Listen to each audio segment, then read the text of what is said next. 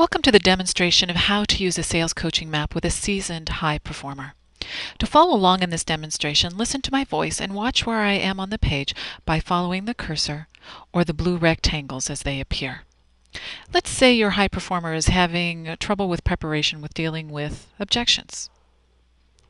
You would go over to the primary set of questions here and find the one that has to do with preparation. In this case, it's the top one, but as you notice, in each one of the questions, I've bolded the main topic so it's easy to find. So notice with our question, did you get a chance to do some preparation? At the end, there's a plus sign.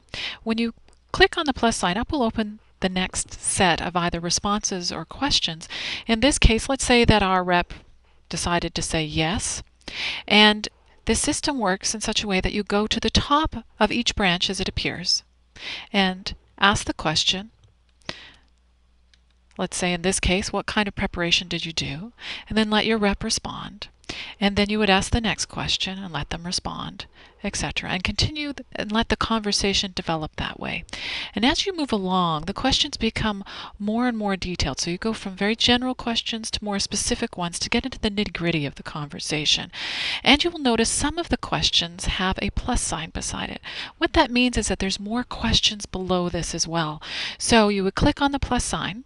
And let's say the question is, what story did you develop to help respond to a common objection, i.e. price or indecisiveness? And up pops possible options. So let's say they said they developed some stories for price objections. So you would click on this plus sign and up would pop the next set of questions. And as you can see, this system is designed in such a way that you can customize it according to the needs of your rep and how much detail they want to get into. So in this case, you would start at the top and ask your questions and go down to the next one. And again, you'll notice there's another plus sign. Again, you could choose either the yes or no depending on what the response is, and then click on the and get the next set of questions pop up. And you would ask that question and continue through the process. So the conversation can be extremely detailed or as simple as you want, depending on the experience of your rep. So let's close this up. We go back here and we continue to ask questions, or if they've gained the insight that you want, you can go down to the bottom, and we'll demonstrate this in several ways, so we'll come back. Every conversation ends with them making a commitment and you both agreeing to follow up. So your last 2-3 questions are typically what you want to make sure you include to complete the question. This is from the original branch. And the question is, what are you going to do differently to prepare for objections? Ask the question, let them respond. Then when are you going to get a chance to do that? Let them respond. And then when can I follow up with you to see how it went? Then the conversation is complete. Notice the plus sign that we had before is now a minus. You click on that, it closes up that branch, and you click on this minus sign and it closes that branch as well. Then you're back to the original map, ready for the next conversation with the rep. Now let's say your rep, instead of deciding to deal with preparation, had said, he didn't respond as well as he would have liked to a prospect's objection. So you would start here. Again, notice the plus sign, click on that, and you have your responses. Now in this case, let's say that our rep has said no. So you click on that, go to the top,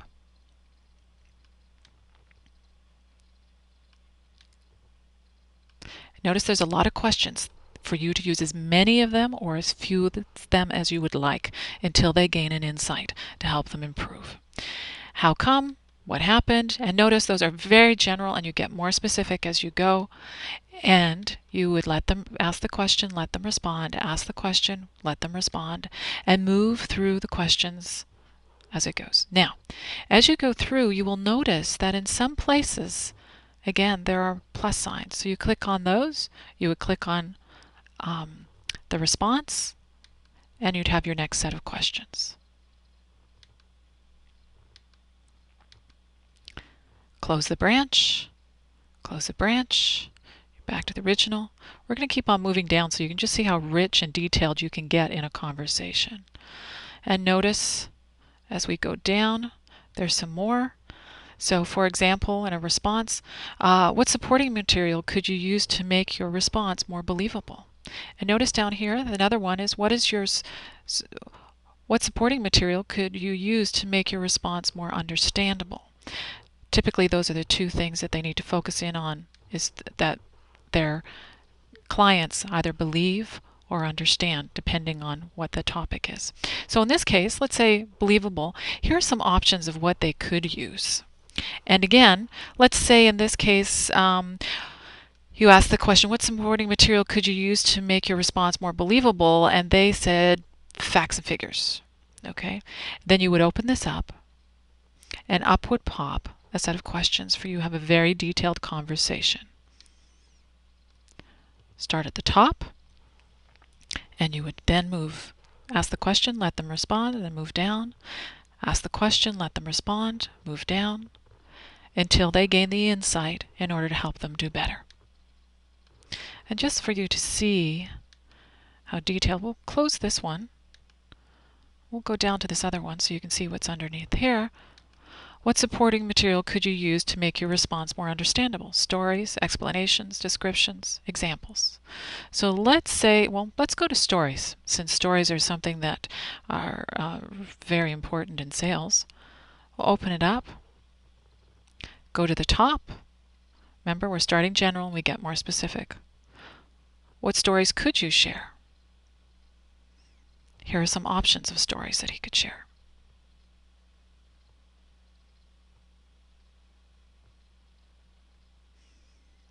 And you'll be amazed at the detailed conversations that come out of this.